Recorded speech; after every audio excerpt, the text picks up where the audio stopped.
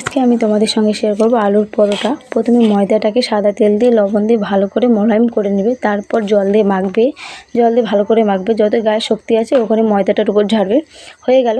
তারপরে এখানে আমি আলুর পুরটা তৈরি করে নেব। এখানে আমার আলুটা সিদ্ধ করা ছিল, তার সত্ত্বেও আমি কেন ঝুরঝুরি করে নিয়েছি, কারণ আলুটা একটু যদি গোটা থাকে তাহলে পরোটাটা ফুলবে না, সেই কারণে আমি ঝুরঝুরি করে নিয়েছি। আর এইদিকে দেখো তোমাদের সঙ্গে বকবক করতে আমার এইদিকে আলুর পুরটা রেডি। আর আলুর পুরটা করতে আমার কী কী লেগেছে সব তোমাদের সঙ্গে শেয়ার করে নেবে।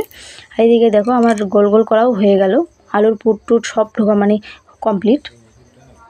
আর এই দিকে আমি পরোটাটা গোল গোল করব আর আমার বর ভাজবে।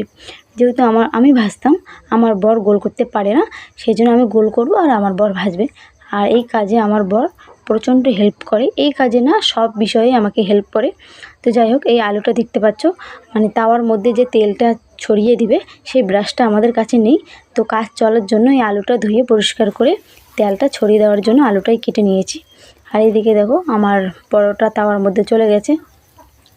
তো আমার বর এই কাজে কিন্তু খুব ভালো এক্সপার্ট। আর তোমরা এখন বলতেই পারো যে একটা পরোটা বারবার দেখাচ্ছে, কিন্তু এটা একদমই না, সব পরোটাই এত সুন্দর ফুলছে, হাউসে হাউসে ভাজার ইচ্ছে করছে। তো করার কিচ্ছু নেই, সব তো আর দেখাতে পারবো না ভিডিওর মধ্যে। তো এদিকে দেখো তোমাদের সামনে বক বক করতে আমার এদিকে সব পরোটা ভাজা কমপ্লিট। তো চলে আসি খাওয়ার। তো এদিকে দেখো আমার শাশুড়ির মা, আমি বললাম যে কেমন হয়েছে একটু বলে দাও ক্যামেরার সামনে।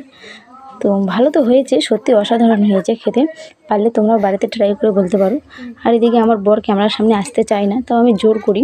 তো আমার বড় বলে দিল হ্যাঁ সুন্দরই হয়েছে। তো এদিকে দেখো পরোটাটার মধ্যে আলুর পুরটা যে ছিল চারিদিকে ছড়িয়ে গেছে, আর এত সুন্দর হয়েছে, বাড়িতে একবার ট্রাই করবে।